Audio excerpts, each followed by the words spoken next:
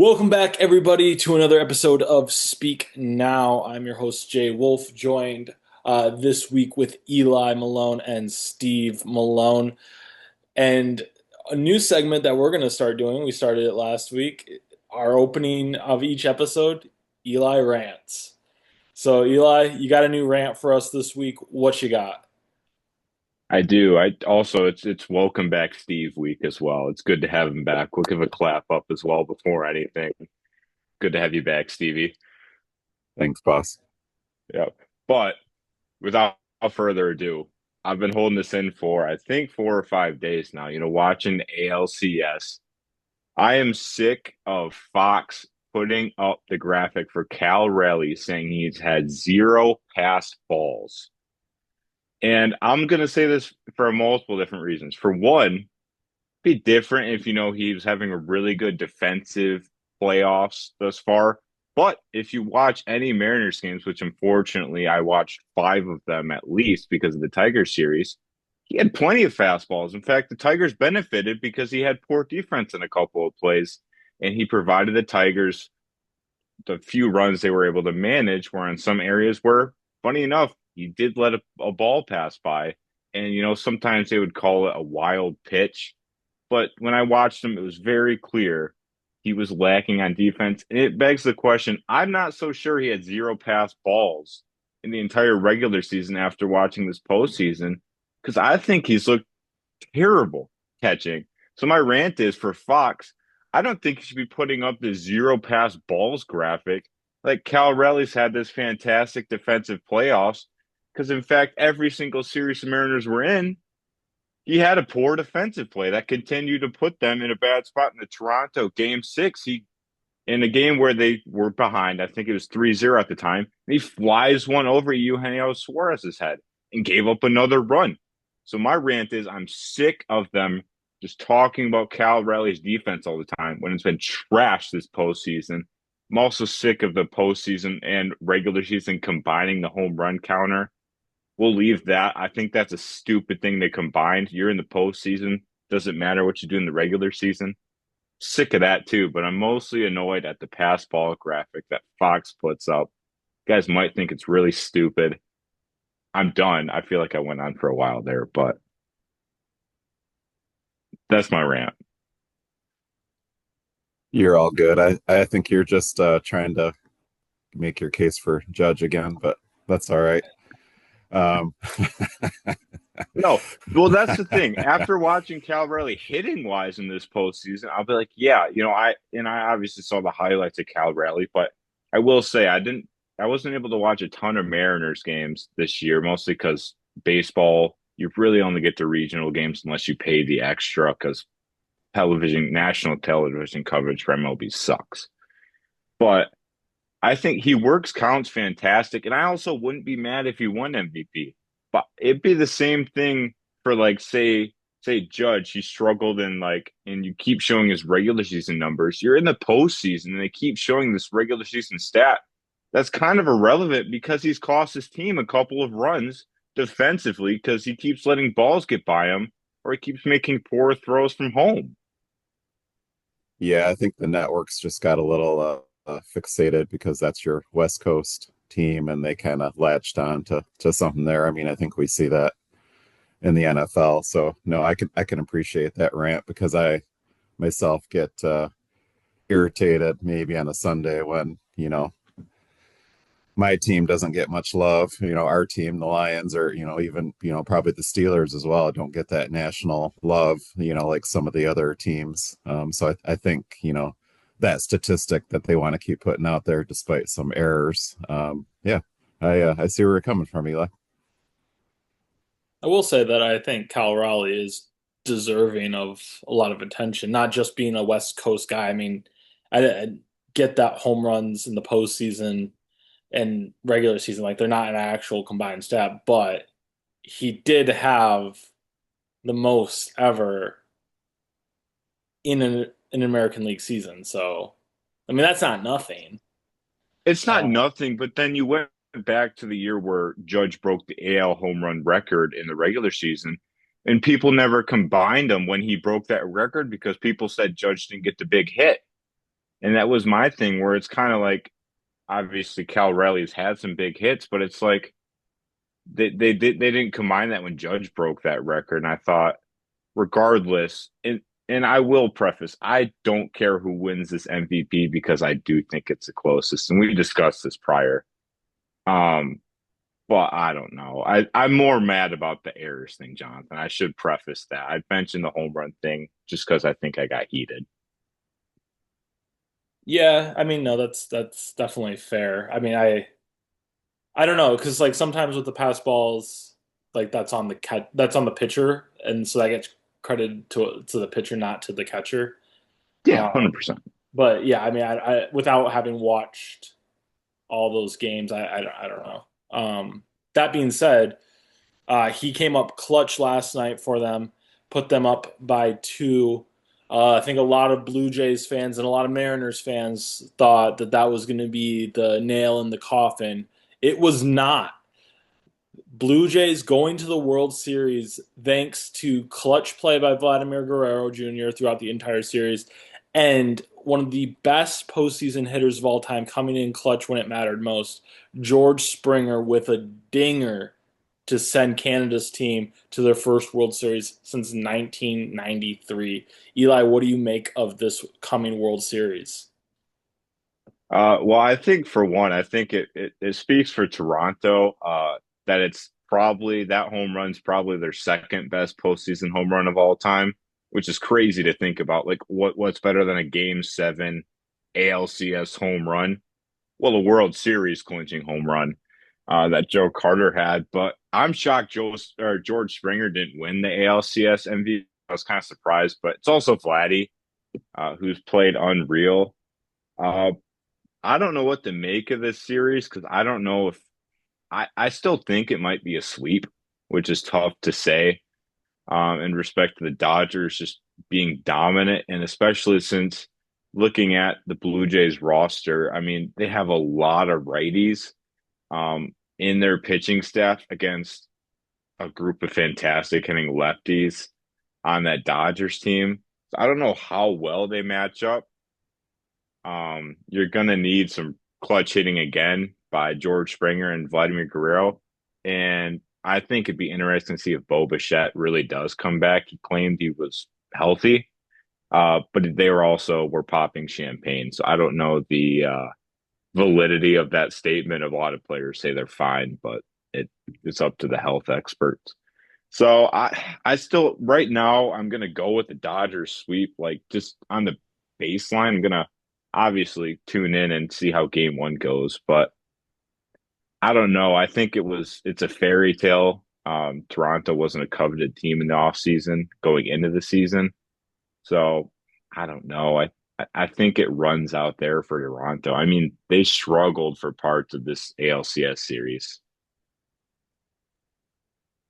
Yeah, I would tend to agree with Eli. I mean, I feel like Toronto's definitely, I would say, not that they don't want to win the World Series, but I would say they're happy with what they've achieved thus far. And, pretty much anything now is icing on the cake. That being said, I mean, I would think they'd be able to take at least a game or two in this series. I feel like they bring a little bit more to the table than the Brewers and who the not necessarily the Phillies, because I think the Dodgers Phillies was going to go to the World Series regardless. I think we talked about that in a previous episode. It was always going to be Seattle or Toronto in the AL and Dodgers Phillies in the NL. I mean, it did kind of set up that way, and that's the way it played out. So, I mean, I'll leave the analysis to you guys. I honestly didn't tune into each of the games, but I would say, up and down the lineup and through the staff, I would just say, overwhelmingly, I think I just got kind of bored for the Dodgers during the regular season, and they've really amped it up in the playoffs. It's kind of similar to that NBA team that gets the 3 seed, and they've won the championship 3 out of the last 4 years, and it's just kind of old hat. And then they get to the playoffs, turn it on, and they lose 1 or 2 games the whole playoffs, that kind of thing. So I do see, maybe could go 6, but probably 5 games that at this point that the Dodgers would take it. Yeah, I think the key here for Toronto is their bats. Their bats need to prove that they can score off the Dodgers pitching, and I think that's going to be the big key here. Both these teams, actually, I think one thing that is uh, that does work in Toronto's favor is they get home field advantage in this World Series, and they have been excellent at home. I know the Mariners stole a couple games from them at the beginning of that last series, but over the course of the entire season, Toronto has been very good at home. So has LA though, and both teams have been not so great on the road throughout the whole year. Dodgers have been just incredible in the playoffs. I believe only one loss to the Phillies, and that's it for the Dodgers this postseason. So they are virtually unbeatable right now. Um, that being said, yeah, being in SoCal, I can say that we do not wear J's here. We wear LeBron's. So I'm gonna go with the Dodgers. Shohei coming off the greatest game in professional sports history is going to lead the LA Dodgers to back titles. Not only that, guys, this is going to be the second World Series in a row that they win. They will finish with a three-peat before it is all said and done. They will be the first team since the New York Yankees in 98, 99, 2000 to three-peat. That will happen. The Dodgers are in the midst of a dynasty here. Uh, I do not see Toronto making it out of this World Series. I think the key is to steal the first two games, and I think they only do one. I have Dodgers in five. That was sure some theatrics with the LeBron. I know that was definitely planted. I mean, it's hard not to pick the Dodgers. Like we all of us are pretty consensus saying it's just it's a matter of like you look at the Blue Jays pitching staff. I mean, they're relying on Shane Bieber and Max Scherzer to toss some gems, which because they relied on their bullpen a lot, especially like in the Yankees. In that divisional series, they relied a lot on their bullpen. I'm just not sure you can do that, and they have to the going yeah they have to really down these Dodgers starters too. I mean, they're running on almost a week's worth of rest. I think that's where it's like it boils down to. Is you have Blake Snell, Tyler Glass now, Yoshi Yamamoto on 5 days rest. I don't see how you beat that. I mean, for all we know, these guys could each go another 7 innings again. I don't know. I do agree it's a dynasty until there's a lockout in 2027, though. I think that's something that could become a real talking point in the next 2 weeks. I mean, to I will say I do think that the rest might work against the Dodgers here. I think if you're Toronto, you love that you're basically going right back and playing later this week versus like the Dodgers that will have been off for a week leading up to this. Um, and I see a pathway for Toronto to actually win this. I don't feel like they're completely hopeless, but yeah, they need to be basically flawless in this series to have a chance. But I'll yeah, quiz you guys. Oh, go for it. yeah. Well, another team that had a long rest that actually did get swept in the World Series that had a similar length of rest. Can you guys guess the team? The Tigers. Tigers. The Tigers, when they went against the Giants, had a similar Yes. length of rest after they beat the Yankees. They had a similar length rest, and then they got massacred in that series. So, Toronto Blue Jay fans, as a couple of Tigers fans in here, I have some hope, right? In that aspect, even though I mean, I will say the Dodgers team is better than that Tigers team, but that's no slouch of a Tigers team that got pummeled by the Giants. Oh, not at all. Uh, Eli, I almost feel like this is sacrilegious of us to be picking against the Blue Jays as we started out as the Stro Bros, but here we are, all these years I've been known as an honest. I got to be honest in my sports takes. The only time I can be like pick as a homer is for the Lions. I think anytime there's like one of my own teams, I'd be like, oh, I'm ride or die. I ride with Marcus Stroman wherever he's at. I don't ride with the Blue Jays, which Stroman sucks, but I'm a PCA. We're the Stowe Bros now. Kyle Stowers. Let's not get it mistaken, audience. We're Kyle Stowers Bros now. We love Kyle. But yeah. But All right. I mean, it's yeah. Yeah. There's I don't like we said. I don't feel like there's much to talk about this World Series yet. I mean, I feel like if there's any, Yeah, there's no, not much to it. hopefully the Blue Jays give us something to talk about next week when we go on for our episode. Hopefully it's not, oh yeah, Dodgers gonna win. Hopefully there's actually a little bit of spice there. I don't necessarily think there will be, but hopefully there is. Who knows? That being said, another team that's been dominant for a while, Kansas City Chiefs, transitioning to the NFL. Are they the team to beat currently? They had a dominating, absolutely dominating win against the Vegas Raiders. They had a dominating win against the Detroit Lions a couple weeks ago. Patrick Mahomes is playing like prime MVP Patrick Mahomes. They are getting healthy. They are developing an identity on offense that is aggressive, that is flashy, that is not conservative. Are the Chiefs the team to beat not only in the AFC but in the entire NFL? I mean, as of this moment in time, yes. I mean, but that can change pretty quickly. I think their play changed actually when Jalen Moore went in at left tackle. So last year, I know they had to transition. I think it was Joe Tooney over from guard to tackle. Um, and I don't. I think they're somewhat conservative on offense. I mean, I don't think he's chucking the ball down the field. It's basically, if it's not there, I'm going to take off and run, is what Mahomes is doing. And it's kind of how Bo Nix finished the game for Denver last week. It's how Jackson Dart's playing. It's how a lot of quarterbacks are playing now. I mean, if that first or second read isn't open, they get inside of the pocket. The pocket's not contained. They're getting a first down. And I think Mahomes is just, he's kind of reinvigorated this year after getting, absolutely destroyed in the Super Bowl last year. And I think, I'm sure Kelsey's last season and that sort of thing. And like we mentioned, they retooled the offensive line to some extent. You have a late round draft pick at running back, so you have a three-headed monster there. Pacheco looks a little bit energized in the backfield. Obviously, Rashee Rice coming back, getting 2 touchdowns. But let's not kid ourselves. I mean, the Raiders are absolute, poverty in the NFL. You had no Jacoby Myers. Crosby went down in that game.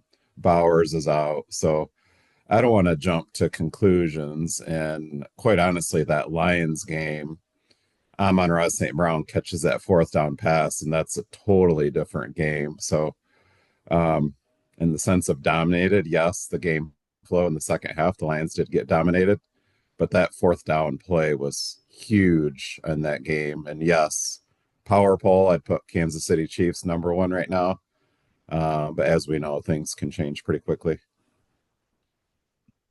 Yeah, I mean, they've probably looked like the best team the last 2 weeks, and you bring up all those points. I mean, I think the Raiders ran 30 total plays uh, in that Chiefs Raiders game, which is baffling. I mean, that's to think that a team only ran 30 plays. If I had to watch my team run only 30 plays in a 2.5 hour football game, I'd probably cry. I don't think the Lions stooped that low ever. It's I was watching that on Red Zone. I mean, it was just one play after another. It was horrible. But I don't think you can crown the Chiefs the best team since they've had the best 2 weeks. But then I honestly still would put the Colts at number one until they prove to me that they don't deserve to be number one. Because even though the Chiefs had a dominant effort, the Colts beat a pretty decent. The Chargers are a weird team to gauge, but when you drop over 40 points on the Chargers and their defense, their run defense, they only let up like 2.5 yards to carry. Once again, the Chargers running backs depleted, but The Colts, Daniel Dimes, everybody, Danny Dimes, I get his name is Daniel, but Daniel Jones, everybody's putting Mahomes as the favorite for the MVP. I don't know how you don't put Daniel Jones up there right with him. I mean, he hasn't had a bad game. I mean, they've only have one loss. They have the best record in the NFL. I'm putting the Colts as the top team right now. They're weakened in their secondary. They're missing Kenny Moore. They'll get him back. And they added Charvarius Ward in the offseason. Their secondary, that DeForest Buckner and Latu on that line, who have anchored it down. I don't see why not for the Colts. If they make a nice splash addition at the trade deadline, they're clearly the cream of the crop in their division. I don't see why they're not in the NFL at this point. Yeah, Eli, I think I agree with you. The Chiefs in recent memory, I think there's an argument to be had that yeah, they are um arguably the best team, but honestly, yeah, that Lions game, while it's a very commanding win, it was at home. I don't think that that happens in Detroit. I think Detroit comes out victorious in Detroit. So I think a lot of that had to do with where they were playing. Um, and like they play 10 times out of 10. Like how many times do the Lions win? I mean, I you can make an argument that they win more than the Chiefs do. And I get it, like that's not how the NFL works. But yeah, we need to give the Colts their flowers. They're arguably the most well-rounded team in the entire NFL right now. And you talk about Indiana Jones being the MVP guy. We got to throw Jonathan Taylor up there, man. I mean, I think that's probably why you're not getting Daniel Jones MVP talk as much as Patrick Mahomes, because Patrick Mahomes has been like head and shoulders above everyone else on his team, versus like Daniel Jones has been MVP caliber worthy. Don't get me wrong, but Jonathan Taylor is definitely in conversation for at least Offensive Player of the Year. So I really like the Colts as well. I really like the Rams. Actually, they're a team that I think is being slept on. What they were able to do without Puka Nacua this past week. Um, I know that they lost a tough one to San Francisco a couple weeks ago, but again, divisional play. Like I'm really high on the Rams. I'm still really high on the Lions. I think what you saw last night with a absolutely depleted secondary and them shutting down the Tampa Bay Bucks is amazing and awesome. And Kelvin Shepard, what a dog of a defensive coordinator he is. Like that, Lions have Lions have not missed as much of a beat as people were thinking they were going to. Um, Coming into the season, losing their coordinators, they're still up there for me. So yeah, I get why give the Chiefs a couple more weeks of doing this, and maybe we can talk. But to Steve's point, like beating the Raiders the way that they did is nothing special. It's the Raiders, man. The Raiders are one of the worst teams in the league right now. So I like what the Chiefs are doing. I think they're trending upward for sure. But where it stands today, I would not make them the premier team in the NFL to beat. I think the NFL season's just been too wide open for me to comfortably say, yeah, it's the Chiefs because of the Chiefs. Yeah, totally agree. And I think you can, and I think I've said this to other people as well. That Chiefs Lions game meant way more to the Chiefs than it did the Lions. I mean, that's why you held out Ali McNeil. That's why you held out Taylor Decker in that game. And that's why you had, things in your secondary. It was in Kansas City. It was a non-conference game.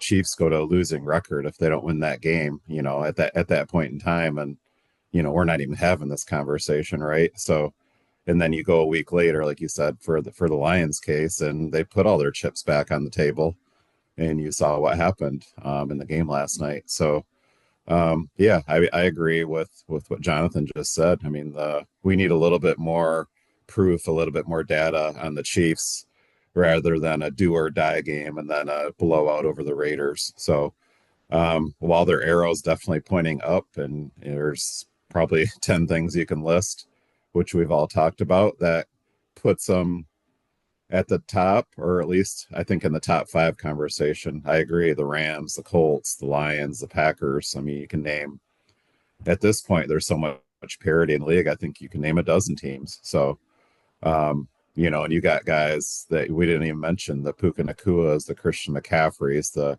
Jackson Smith and Jigbas. I mean, there's been some unbelievable starts to this season. Typically it's a quarterback that's MVP, and we've mentioned Daniel Dimes, and that's just said what Eli said, but before yesterday it was Baker Mayfield, right? And now you're hearing the Dak Prescott.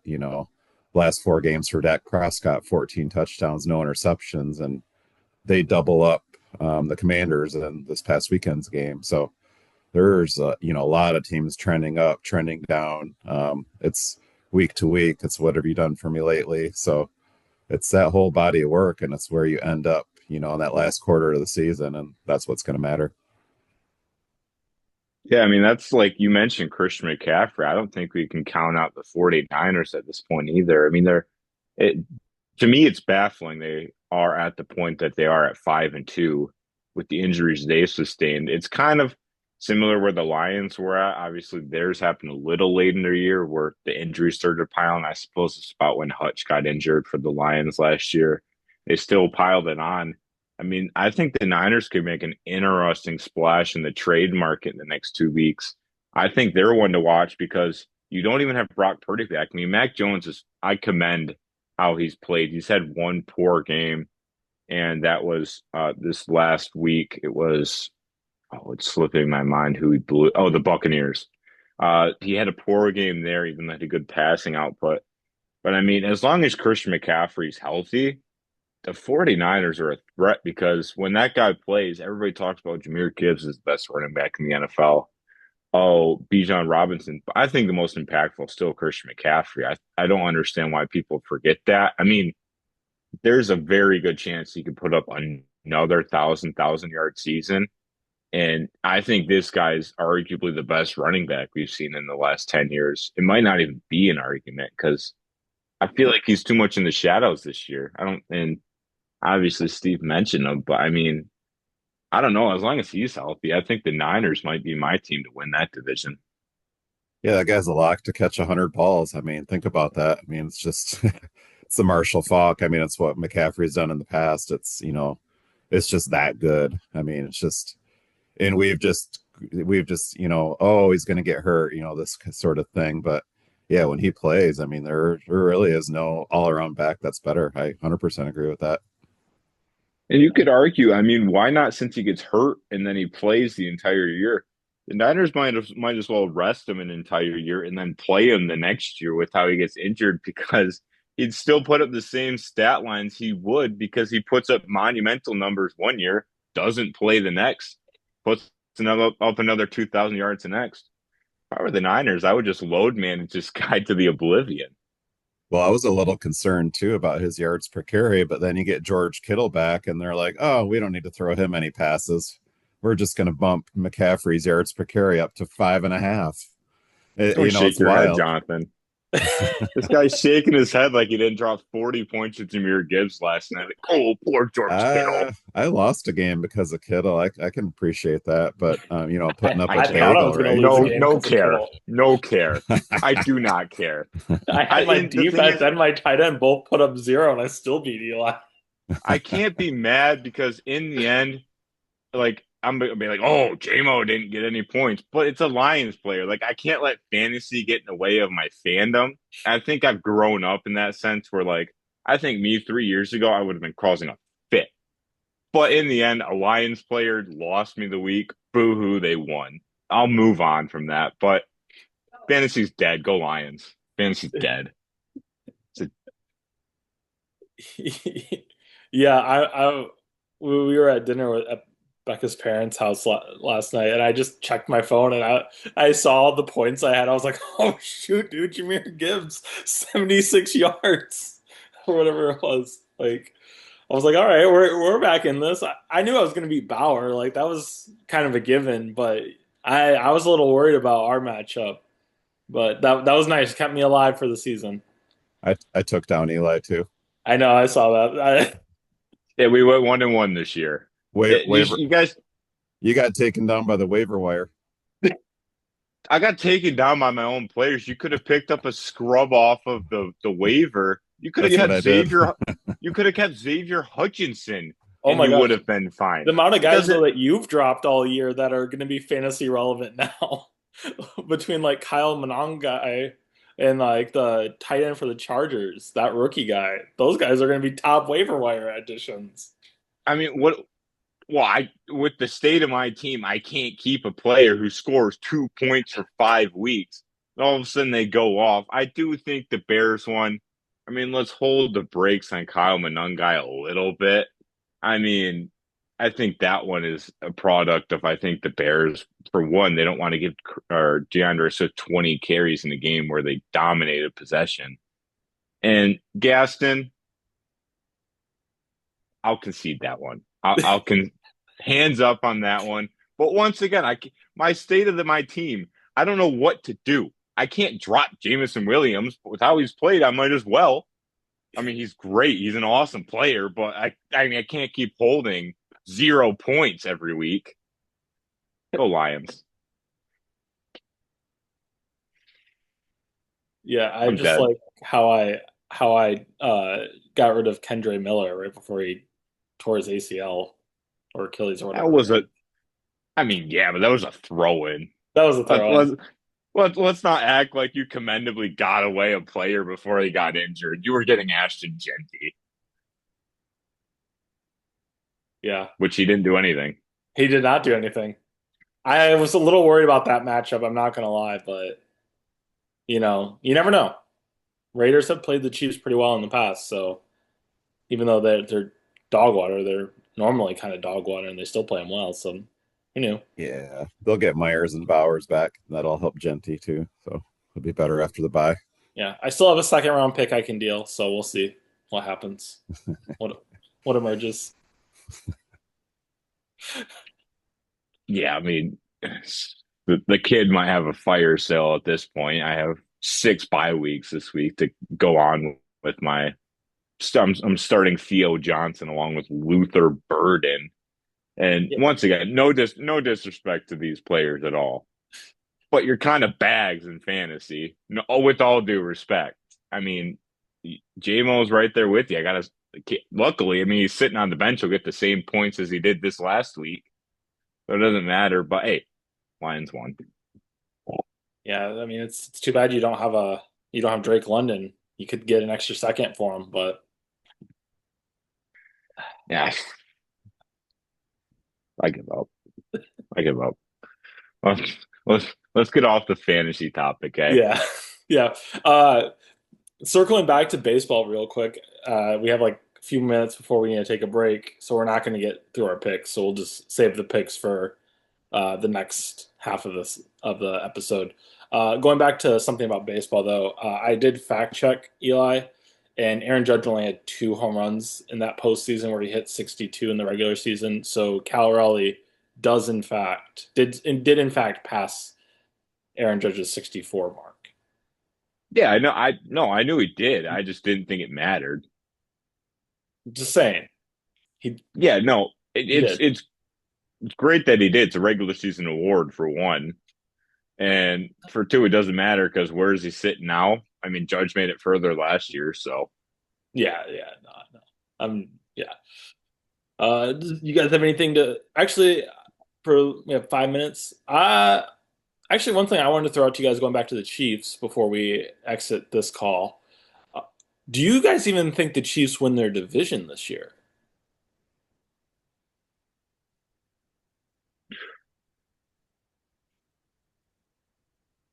I'll let you start, Stevie.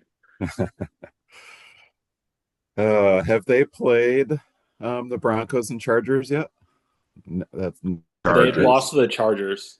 Lost to the Chargers. So yeah, that's interesting because the Chargers and Broncos, I mean, I know they're like on and off their defenses have been pretty good. But I don't feel like their defenses at this point would really stop the Chiefs. Maybe the Broncos could create some turnovers and they could get a split. I feel like when the Chargers play the Chiefs again, the Chiefs will definitely win that game. Um, yeah, you got the first place schedule with the Chiefs. I mean, yeah, I mean it's yeah, certainly going to go right down to the wire.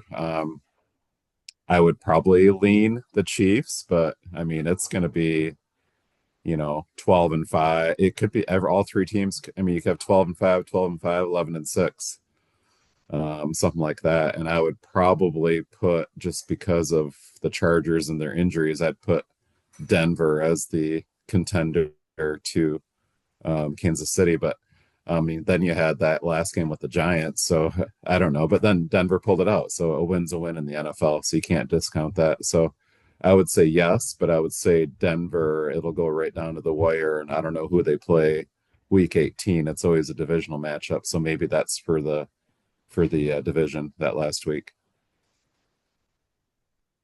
Yeah, I mean it's really tough to gauge because it's like, oh, the Broncos haven't looked good, but they're still 5-2, which I mean, you got to give props to that win. That was finally the 4 o'clock slate delivered because I mean, there was a couple fantastic games. That was one of the more baffling collapses I've seen by the Giants, who I mean, in the end, Jackson Dart plays a brilliant game and ends up unfortunately faltering for him. I don't I don't know because it's like the Chiefs have played at probably about three-fourths of their first place schedule. I mean, they already went against the Eagles, they went against the Ravens, they went against the Lions already, and then they go against teams like the Commanders, and Titans still, and they play the Texans who look pretty low this year. I don't know if I think I lean towards the Chiefs just because I do feel like they tend to dominate their easy games. And the Broncos have shown the tendency this year where they play down to their opponent for some reason.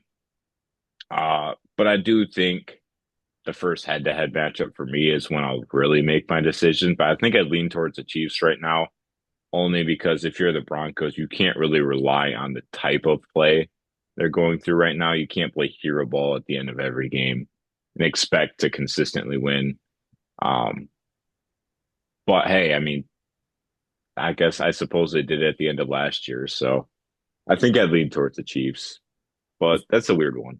Before you finish, Jonathan, the last 5 games, the Chiefs play the Texans, the Chargers at home, the Titans, the Broncos at home on Christmas, and then the Raiders. So I feel like that's a favorable stretch for the Chiefs. So that does actually impact. It actually goes along with what I already said, to be honest. Yeah, I mean, I think the Broncos. I mean, both teams have to be pretty flawless for the rest of the season. Um, I think that the Chiefs have an easier path without knowing the Broncos schedule offhand. I think the Chiefs probably have an easier path to do that. That being said, like I am banking on the Broncos putting it together offensively and figuring and being at least having some more consistency on offense. Um, whether that's Sean Payton letting Bo Nix play a little bit more backyard football and improvising a little bit more, having a little bit more less structure, less control, more letting Bo Nix have more free reign. I don't know what the answer is for them unlocking their offense because their defense I think can stop Patrick Mahomes. I mean, Patrick Mahomes has struggled under duress, and their defense gets to the quarterback like none other in the league right now. So I can see a pathway for the Broncos here. I think where we're sitting though, after what you just said about their schedule, the Chiefs' schedule at the end of the season, Steve, I don't see the Chiefs losing this division as we stand right now. We'll see after, as Eli said, after that first matchup between the two of them. But yeah, that's all we have for this first part of the segment of the episode. We will be back with our picks after a short break. So, peace.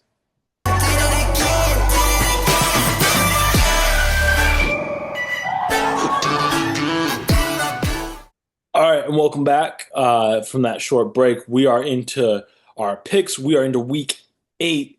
What would have been back in the day around the halfway point, a little bit under that now in the season. Things are starting to take form. We're starting to get a better idea of who's who in the NFL, what teams excel at, what they don't. That being said, we still get surprises. So we'll see how we do this week. I have been on a very cold pick streak. I'm now under 500 for the year, which sucks. So we're gonna try to rebound.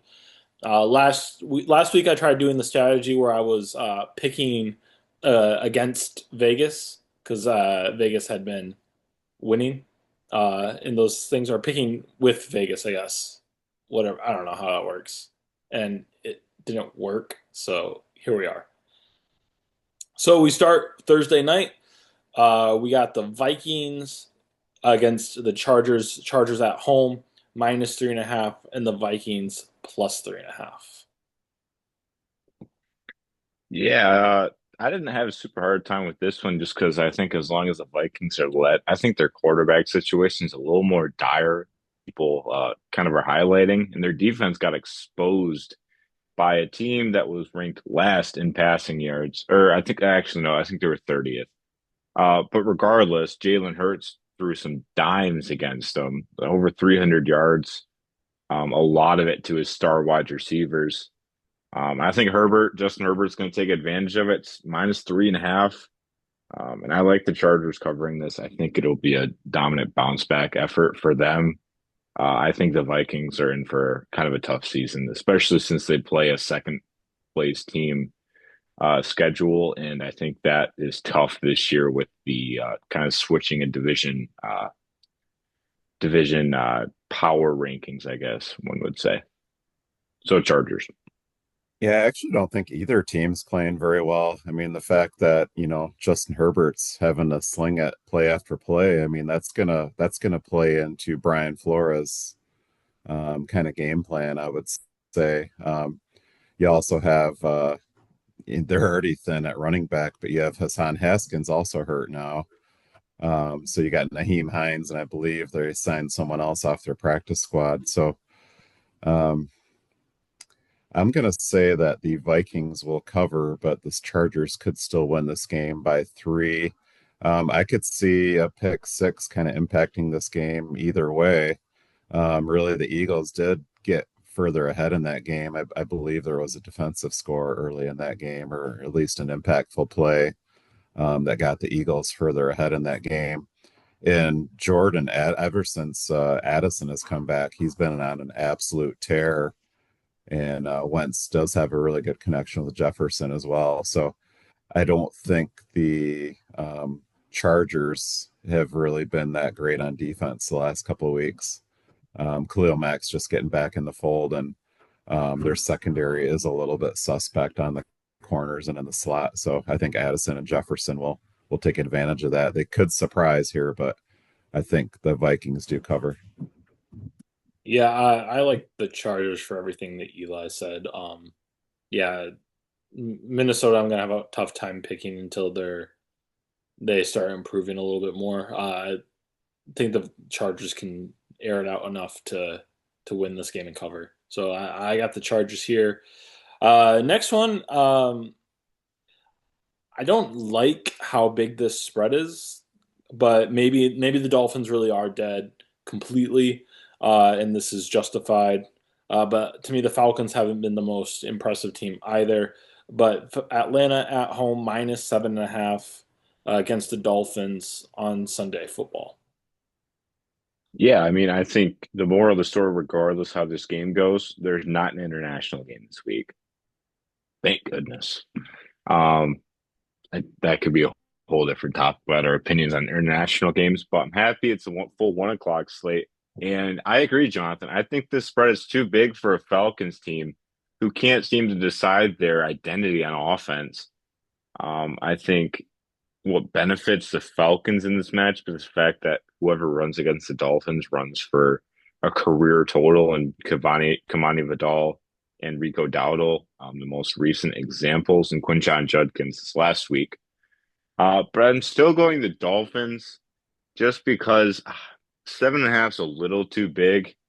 Unfortunately, I thought that last week against the Browns, didn't think they should have been underdogs. That failed miserably.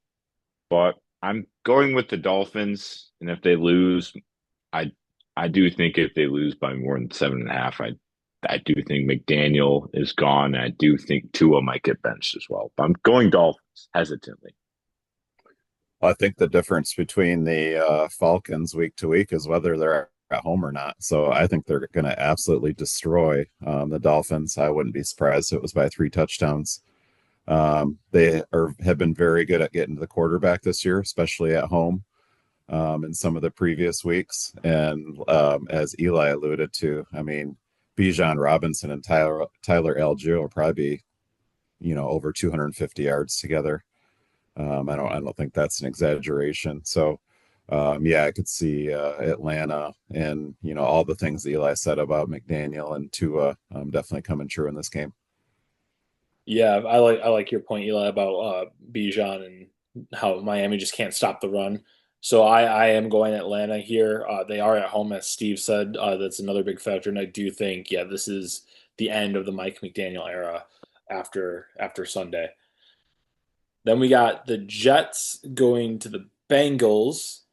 Cincinnati coming off a huge win against my Pittsburgh Steelers. Joe Burrow lit it up with Jamar Chase, T. Higgins. Is this a sign of things to come for the Bengals, or is this a Joe Burrow just is super experienced playing against the AFC North, playing against the Steelers, and Joe Burrow comes, or sorry, Joe Flacco. Joe Flacco comes a little bit back down to earth. The spread is -6.5 for the Bengals. Does Tyrod Taylor cover here? I thought you were pulling a Goldberg there, and he was going to pull off his helmet. It was Joe Burrow. Uh, no, but I mean Joe Flacco. I think he's shown the past couple of years he's a steady veteran presence who can still sling the ball. We had the unk off last Thursday, as a lot of people called it. Um, and I was one of those. Unfortunately, I got the brain rot. But I'm not wasting my time on the Jets. I don't care. Tyrod Taylor's 10 years too late to being, he's just a journeyman backup at this point in his career. And I wish Aaron Glenn the best because they might not win a game. Bengals are covering. They're going to win by at least 10. I think the Jets absolutely cover this game. I don't know what happened. I think it was just a Thursday night fluke kind of thing, divisional game. 3 targets to Jamar Chase. That absolutely could not happen. That was definitely a major error on the Steelers' part to allow that to happen and not completely focus on that. So I don't see Joe Flacco doing that again. He did a couple of years ago have a nice run up into the playoffs, but ever since that, his if you look at his TD and interception numbers, they are kind of mediocre to be honest. So I mean, I think that was kind of just a flash game. He's on a new team, excitement, home game, Thursday night, divisional opponent, all those kind of things. I do think it's important if there's a possibility that Garrett Wilson's back for this game. I do think Tyrod gives them a little bit more of a spark somehow. I know it's hard to fathom, but than Justin Fields at this point. So I think they're going to give everything they have for Glenn. I think Glenn is still a little bit of a motivator. Is he a great coach? I think probably not, but I think the Jets can at least cover, but the Bengals still squeak this game out. Yeah, I think the Jets are going to surprise people in this game. I do think that the Joe Flacco game is a little bit of fool's gold here. I think that Joe Flacco is just someone that knows how to play the Steelers pretty well. We saw that last year actually when he was with the Colts. Anthony Richardson gets injured in that game, and Joe Flacco kind of lights it up. And they beat the Justin Fields led Steelers in that one. I think the Jets somehow squeak out their first win in this game. Actually, um, I think yeah they win one for Aaron Glenn. He gets his first and probably only win as an NFL head coach because I do think he ends up one and done after this season unless they really turn things around, and you see a lot more buy-in from the players. So I think they get the I think Joe Flacco comes back down to earth. I think the Jets can get maybe some running game going in this game. Cincinnati's defense is just absolutely atrocious. And I think that's a huge part of why I think they'll at least cover, but I will pick the Jets to actually get their first win here. And then we got another AFC North versus AFC East matchup. We got the Browns traveling to New England, take on the Patriots. Another big spread too, -7.5 for New England. Drake May looking like maybe we should be talking about him as an MVP candidate if they keep winning and they perhaps win this division. Yeah, I am sticking with the favorite in this game. Again, I'm going with the Patriots. The Browns hit a gem of a matchup last week. They were gifted points by the Dolphins left and right. They won by 25 with the 31-6 score, but I still wasn't convinced by their offense. And the Patriots possess a sneaky good defense. They destroyed the rookie quarterback and Cam Ward. Obviously, that happened to be against me in fantasy as well. We won't get into that, but I am going to Patriots because I think Drake May is too much to handle for the Browns, and I think Dylan Gabriel has shown struggles against quality NFL defenses. Yeah, I'm going to go the other way again. I mean, I compare, kind of the Steelers creating some turnovers. I see the Browns doing the same thing, being just a little bit grittier even than the Steelers defense, at this point in the year. I think the Browns have found obviously something with Quinshon Judkins and Dylan Gabriel is working. They have a lot of young players on their offense with Harold Fannin and obviously Gabriel and just kind of a good conservative game plan. It kind of suits their team a little bit better than when they went with Joe Flacco earlier in the year. So while Gabriel will have some struggles and the Patriots will win this game, I think they win it by a touchdown and, the Browns cover. I think the Patriots are coming into their own here in this stretch of the season. I like the Patriots to win here and cover at home. Then we got another few big spreads here this week, guys. Sports bettors are getting a little bit more comfortable with who the teams are, I think. We got the Giants traveling to Philadelphia to take on the Eagles. It is -7.5 for the Eagles. Seems a little high, Eli, considering the Giants did beat them when they faced off the first time. Do you agree? I mean, I don't disagree with how big the spread is. I do have the Giants just because I feel like they have shown enough. My only fear is the Eagles' offense has also improved since that matchup from what it looks like. But the Giants really seem to have Jalen Hurts' number in that second half. I think they'll look to that second half tape a lot. I think Jackson Dart has shown, I think he can at least keep the Giants within a score. So that's why I will lean towards the Giants because I think Jackson Dart has just excelled as a playmaker, even if his pass completion percentage hasn't shown that. So I'm going with the Giants to cover. I think it's going to be really hard for the Giants to get off the mat after that last game. Absolutely demoralizing, giving up 33 points to the Broncos, missing an extra point, the field goal at the end. I think they kind of can't come back from that this week, and the Eagles cover and kind of win this game handily. I think that the that you see the Giants. You got Cam Scatterboo. Seems like a guy that probably has some short term memory loss. They're not going to remember what happened against the Broncos. Him and Jackson Dart. They're just going to be banging their heads against the wall, and they're going to be ready to go for this game. I like the Giants to cover in this one. Another big spread: Panthers at home versus the Buffalo Bills. Bills coming off a bye and a very disappointing loss to the Patriots. Carolina +7.5. Buffalo Bills -7.5 again in Carolina. Andy Dalton, we believe we're going to see him starting for this one. Yeah, I mean, people look at the Panthers win streak, be like, oh, but the Panthers, this is disrespectful to them. They looked pretty trash last week, and I think you really have to understand the length of games they've had. They've played some pretty poor opponents. So I'm going to pump the brakes on the Panthers. I think the Bills come out with a lot of vengeance.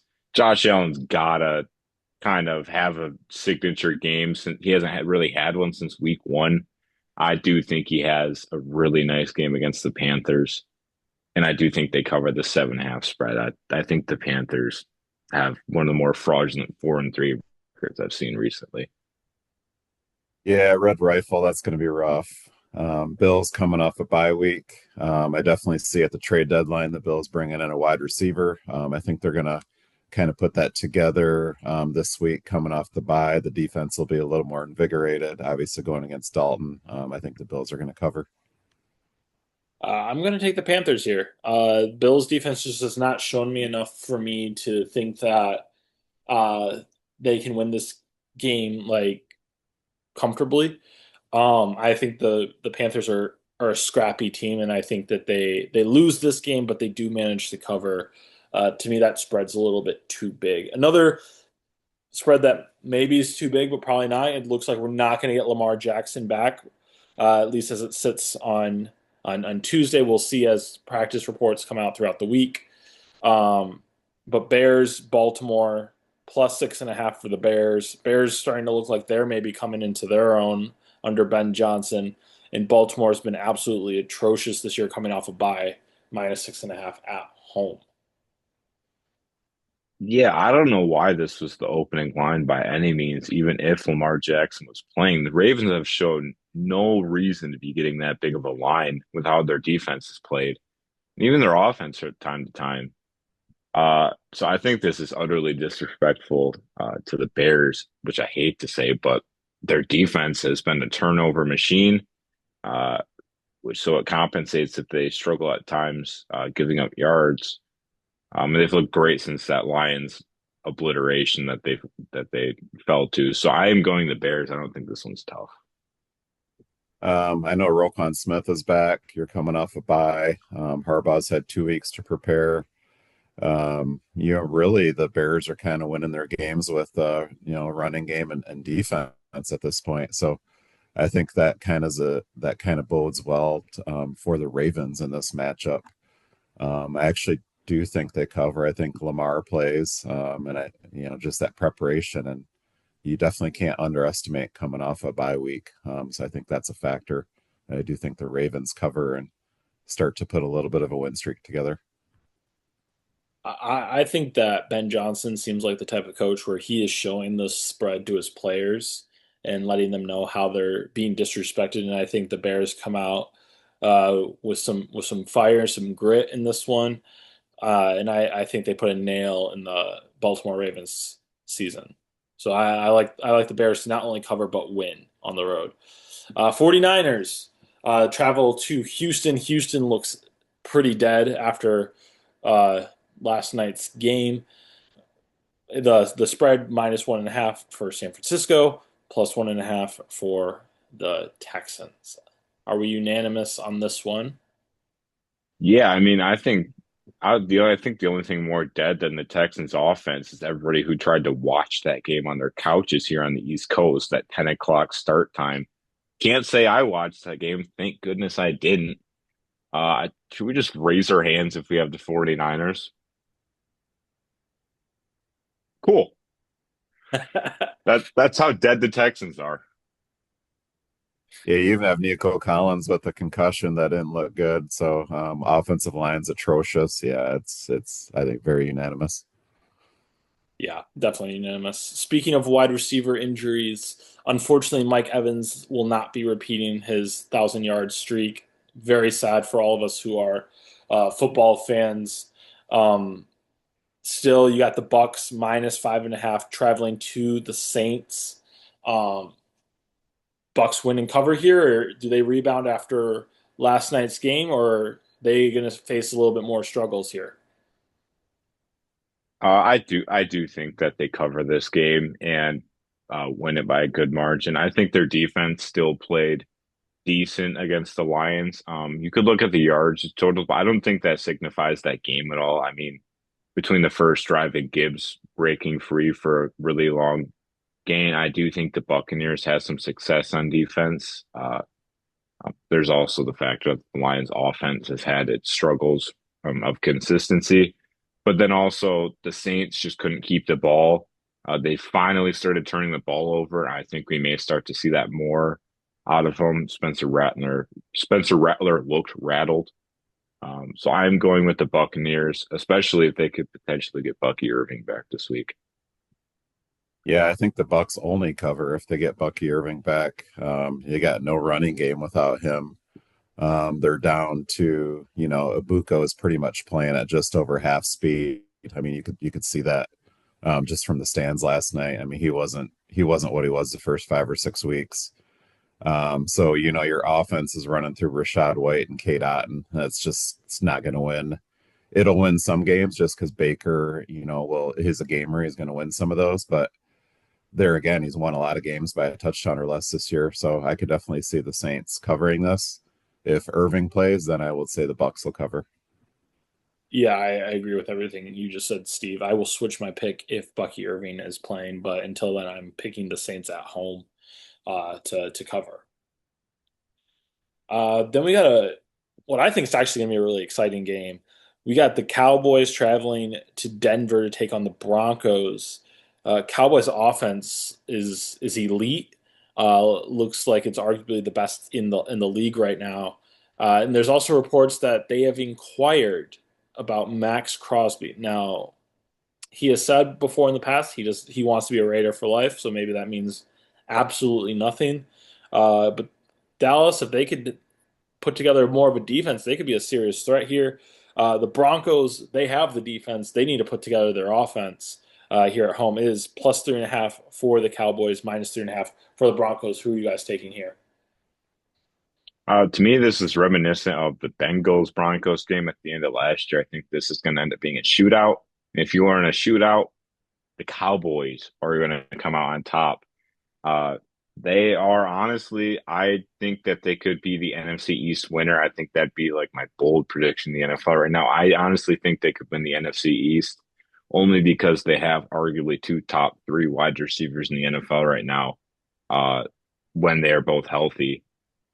Production wise this year, obviously, there's guys who could be up there, but I like the Cowboys. I think their offense is just all around fantastic, and like we saw last week with their defense, all they need is those. Their defense has always been streaky, but if they can get those big defensive plays like Bland had again last week, I think the Cowboys could put on a nice little stretch. So I'm going to Cowboys. Yeah, I think I could see Denver, just coming off that last win, taking this game. Obviously, Dallas is a little, weak on the defensive end, and I think Denver has enough on offense where, like Eli said, I think it will be a shootout.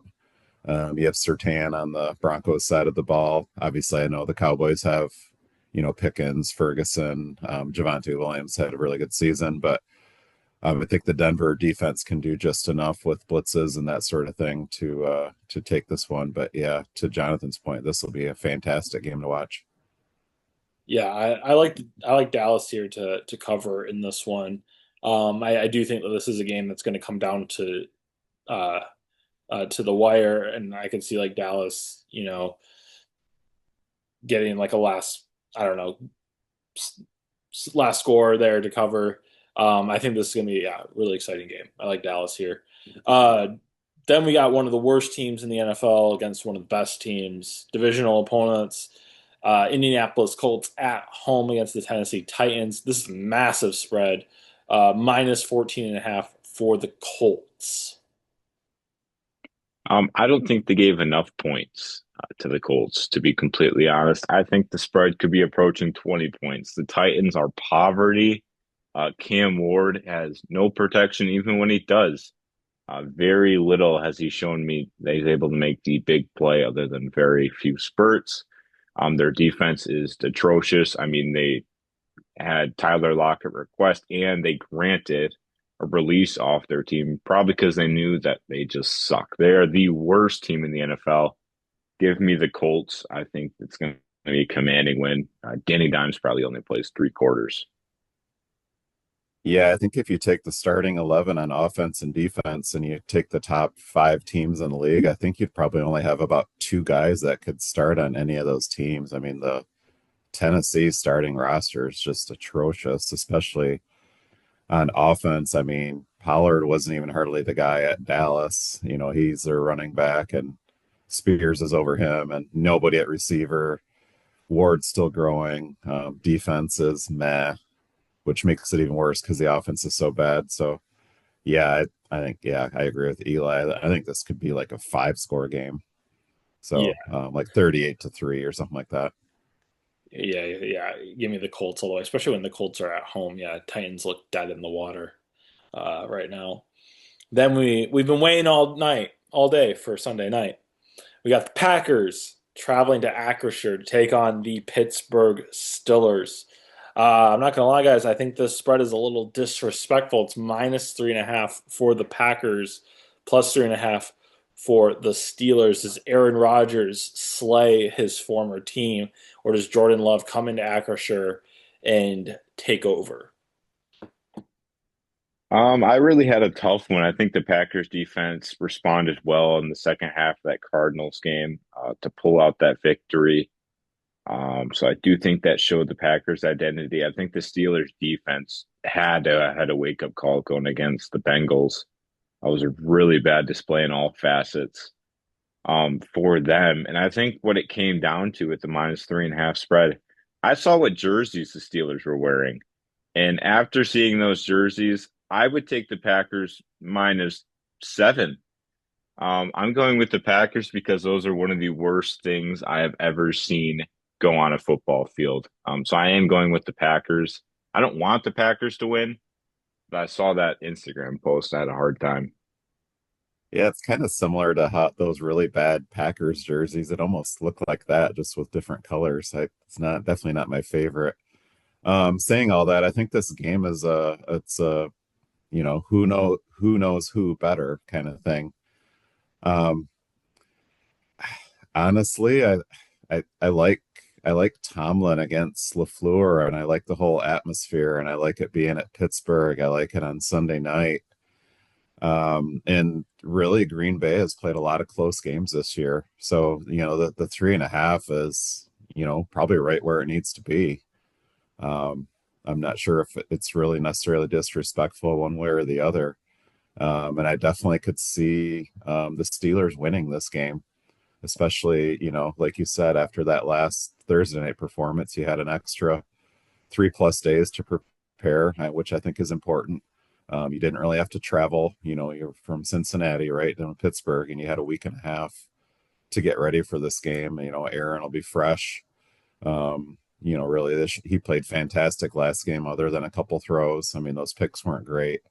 And I mean, really, the defense is disappointed more than Aaron Rodgers this season for the Steelers. And I think they come back strong in this game and really um, make Jordan Love make some mistakes and probably neutralize Micah Parsons kind of with their game plan. I think Aaron will know exactly what to do with that. He's played Cowboys many times. He knows Packers schemes and things like that. So I think the Steelers are going to win this game outright.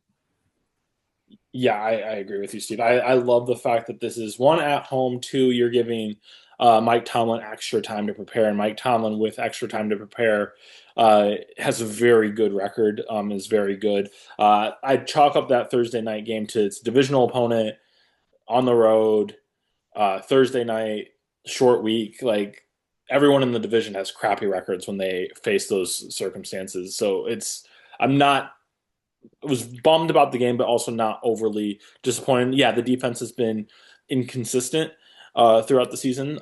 They have one game where they look like they're a top 10, top five unit, and then they have another game where they give up 30 points. I think that this is going to be one of those games where, yeah, you see them get the Packers in one-dimensional football where they're making Jordan Love have to stand in the pocket a little bit longer than he would like. I can see them neutralizing Josh Jacobs here, um, neutralizing Micah Parsons. As you said, Steve, they did that to Myles Garrett earlier in the season, whether that's bringing in Darnell Washington over to Troy Fautano's side or Spencer Anderson. I like the Steelers a lot in this game, and the reason why for me I feel like it's disrespectful is I feel like the Steelers should be on the minus end, not the plus end on this. But I like the Steelers to win this game, yeah, outright. And I like Aaron Rodgers to ball out against his former team. I've been very impressed with what I've seen from him at quarterback. Glad he's our guy. Hope he's here for another year. Then we got Monday Night Football, only one game this week. The Commanders with Jaden Daniels currently questionable against the Kansas City Chiefs. Chiefs at home. Commanders without Jaden Daniels have looked really rough. Um, it's minus 10.5 for the Chiefs here, and I don't think that spread is big enough, in my opinion. Yeah, I think it's hard for them to open it up bigger than that just because Jane Daniels could play. So I think that's probably why they started out with minus 10.5. Honestly, but what worries me more, whether Mariota or Daniels plays, is that the Commanders' defense is a bottom five unit when you look at them. I mean, they've gotten diced up by every team. This is really reminiscent of the Packers Commanders game earlier in the year, where I just don't think the defense can make a stop. And I don't think their offense is consistent enough, whether it's the fact that their skill position players aren't healthy. And I really don't think Cliff Kingsbury he's not having the same effectiveness with the screenplays and all that sort of thing with Daniels or whoever's starting. So I am going with the Chiefs just because of their offensive rhythm. The Commanders won't be able to stop that or halt that. And I have real fears about that offense as well. Yeah, I really compare the Commanders and Vikings quite a bit. I feel like they built like a short-term roster. There's a lot of old players. And, actually, the Steelers have done this a little bit too, where they brought in a lot of older free agents and veterans, and they tend,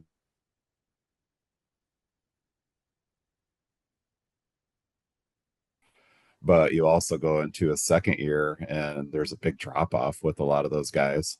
So you have to be really careful when you build that roster, that you're also hitting on your draft picks. So whereas in that case, the Steelers have hit on some picks on the defensive line and that sort of thing. So I think there's a difference there. So yeah, I agree that Commanders defense is just a lot of those older guys are just not as good this year.